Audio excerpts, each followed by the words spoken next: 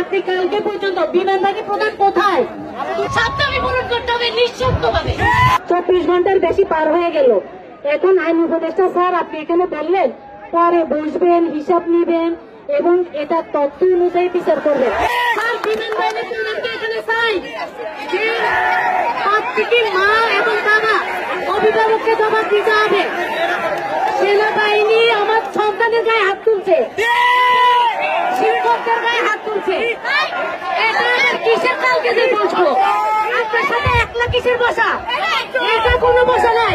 মাইলিস্টারের ঘটনা মাইলিস্টারের মাঠে সমাধান হবে। এটা আমাদের দাবি। কারণ আমরা গোপন মনে করবো না।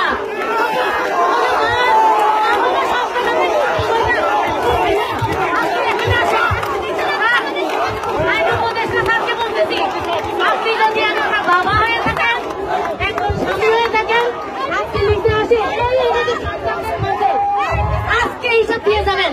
কালকে আমাদের কিছু সন্তানদের লাশ প্লেনে করে তুলে নেওয়া হয়েছে,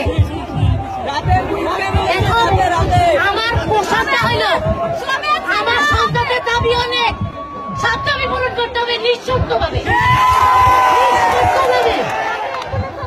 জীবন রাত্রিবেলা অ্যাম্বুলেন্স আছে সেটা হইল যার যে সন্তান হারাইছে মনে করছে তো হারাইছে তার সম্পূর্ণ ক্ষতিপূরণ, মাইলিস্টারের সম্পূর্ণ ক্ষতিপূরণ।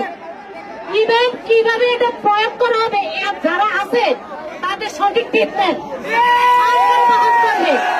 সরকার বহন করবে।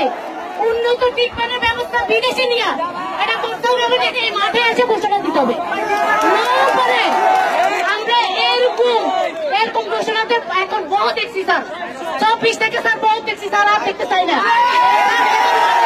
আমি একটা মাকে নিয়ে কথা বলছি, একটা বাবাকে, আমার সন্তান অক্ষত আছে, আমি আবারও বলছি আমি আমার আরেকটা সন্তান হারাইছে, আমার একটা বোন হারাইছে।